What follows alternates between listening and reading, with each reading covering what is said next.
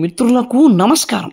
మిత్రులారా, జన విజ్ఞాన వేదిక సుబ్బరాజు గారిని మనం కన్యా వ్యాపార ఫలసిద్ధిరస్తు అని ఆశీర్వదించాం.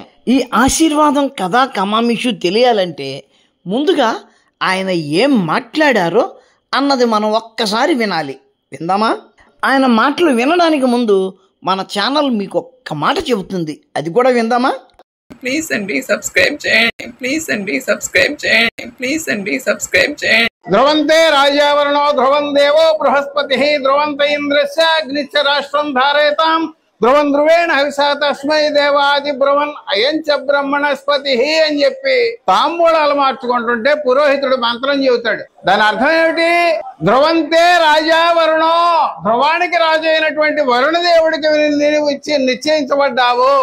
ధ్రువం దేవో బృహస్పతి, బృహస్పతికి నీవు నిశ్చయించబడ్డావు. ధ్రువంత ఇంద్రస్య, ఇంద్రుడికి నీవు నిశ్చయించబడ్డావు. అగ్నిశ్చ, అగ్నిదేవుడికి నీవు నిశ్చయించబడ్డావు. ఈ నలుగురు అయిపోయిన తర్వాత ఈ భూమి మీద మనుష్య జాతిలో ఉన్న దైవ సమానుడైన పురోహితుడికి నీవు నిశ్చయించబడ్డావు అని అర్థం. అంటే తాంబూలాల పేరుతో మనం పురోహితుడిని తీసుకొచ్చి మంత్రాలు చెప్పించుకుని నిశ్చితార్థం చేసుకుంటే ఆ అమ్మాయి పెళ్లి కొడుకు కంటే ముందు 4-5 నిశ్చయించబడుతోందని అర్థము. ఇవాళ అదే మంత్రాన్ని తెలుగులో అర్థం చెబితే మనం ఎవరైనా జీర్ణించుకోగలమా? రుకో జరా, సబర్ కరో. అదే మిత్రులారా, ఈ పెద్ద మనిషి ఏమన్నాడు విన్నారు కదా, మళ్ళీ ఒక్కసారి డీటెయిల్గా చూసుకుందాం. ధ్రువంతే రాజావరణో, ఇక్కడ ఉన్న పదాలు ఏంటి? ధ్రువం, తే, రాజా, వరుణో, 4 పదాలు ఉన్నాయి. దీనికి అర్థం చెబుతాడు, ఒక్కసారి విందాం. ధ్రువంతే రాజావరణో, ధ్రువానికి రాజు అయినటువంటి వరుణదేవుడికి నీవు ఇచ్చి నిశ్చయించబడ్డావు. ఇక్కడ ఉన్న పదాలు 4. ఒకటి రాజా, వరుణో, అది పక్కకి తీసే. ధ్రువంతే, ధ్రువం తే, తే అనేది కాంజెక్టివ్, దాన్ని పక్కకి తీసే. ఇంకొకటి ధ్రువం. ఈ ధ్రువాన్ని నువ్వు ధ్రువం అంటున్నావు, ఈ ధ్రువానికి రాజు అయినా అంటున్నావు. నీవు నిశ్చయించబడ్డావు అంటున్నావు. ఈ మాట ఎక్కడి నుంచి వచ్చింది? ధ్రువం అంటే ధృవీకరించడం, అంటే నిశ్చయించబడడం, అంతవరకు కరెక్టే. కానీ ఈ ధ్రువాన్నే ధ్రువానికి రాజు అన్న దగ్గర ఒక ప్రాంతం చేసేసావు. నువ్వు ఇక్కడ ధ్రువం అన్న పదాన్ని ధ్రువ ప్రాంతంగా కానీ ధృవీకరించడం కానీ రెండిట్లో ఒక్కదానిగానే తీసుకోవాల్సిన పరిస్థితి ఉంది. అది అక్కడ 2 ఉంటే 2 అర్థాలు తీసుకోవాలి, కానీ ఒక్క దగ్గరే ఉంది కాబట్టి ఏదో ఒక అర్థం తీసుకోవాలి. మరి నిశ్చయించబడింది అని ఎక్కడి నుంచి తెచ్చావు? ఆ అర్థాన్ని మీ మా అమ్మ కానీ ఈనిందా ఏంటి? ధ్రువానికి రాజైన వరుణుణ్ణి నిశ్చయించారు అని అంటున్నావు. నువ్వు కరెక్ట్గా అర్థం చెప్పకపోతే, ఆ పదం ఎక్కడి నుంచి ఉందో చెప్పకపోతే ఇటువంటి ప్రశ్నలే వేస్తాం. మీ మా అమ్మ ఈనిందా? నిజానికి ధ్రువంతే రాజా వరుణో అంటే దాని అర్థం ఏమిటి? ఓ రాజా, వరుణుడు స్థిరత్వాన్ని ప్రసాదించుగాక. మంత్రంలో రాజా అనేది మధ్యలో ఉంటే నువ్వు ముందుకు ఎలా తెస్తావు అని అడుగుతారేమో. వాళ్ళు పరిగెడుతుంటే సుబ్బారావు గారు వాళ్ళను కుక్కని తన్నినట్టు తన్నారండి అని అన్నాడు అనుకో, దాని మీనింగ్ ఏంటి? నిజానికి సుబ్బారావు గారు వాళ్ళు పరిగెడుతుంటే కుక్కని తన్నినట్టు తన్నారండి అని. అలాగే ఇక్కడ కూడాను. ఇప్పుడు 2వ వాక్యం, ధ్రువం దివో బృహస్పతి. దీనికి ఏమంటాడో? ధ్రువం దేవో బృహస్పతి, బృహస్పతికి నీవు నిశ్చయించబడ్డావు. దాని అర్థం ఏంటి? దివ్యమైన బృహస్పతి స్థిరత్వాన్ని ప్రసాదించుగాక. ధ్రువంత ఇంద్రస్య, ఇంద్రుడికి నీవు నిశ్చయించబడ్డావు. అగ్నిశ్చ, అగ్నిదేవుడికి నీవు నిశ్చయించబడ్డావు. ఈ 2 మాటలకు అర్థం ఇంద్రుడు మరియు అగ్ని స్థిరత్వాన్ని ప్రసాదించుగాక. అంటే ఇంద్ర, అగ్ని స్థిరత్వాన్ని ప్రసాదించండి అని అడగడం. అక్కడికి అయింది కదా ఈ శివరాకర్ది. ఇక్కడ ఏం చెప్తాడు ఎందాం? ఈ 4 అయిపోయిన తర్వాత ఈ భూమి మీద మనుష్య జాతిలో ఉన్న దైవ సమానుడైన పురోహితుడికి నీవు నిశ్చయించబడ్డావు అని అర్థం. వేపనోడికి నీవు నిశ్చయించబడ్డావు అని అర్థం. చూడు, మంత్రంలోని 2వ లైన్లోని మొదటి ఫ్రేజు ధ్రువంత ఇంద్రశ్చ అగ్నిశ్చ, దానికి ఇప్పుడే చెప్పావు. దాని వెనకాల ఏముంది? రాష్ట్రం ధారయతం ధ్రువం. ఏది? ఇక్కడ బాపనోడని ఎక్కడుంది?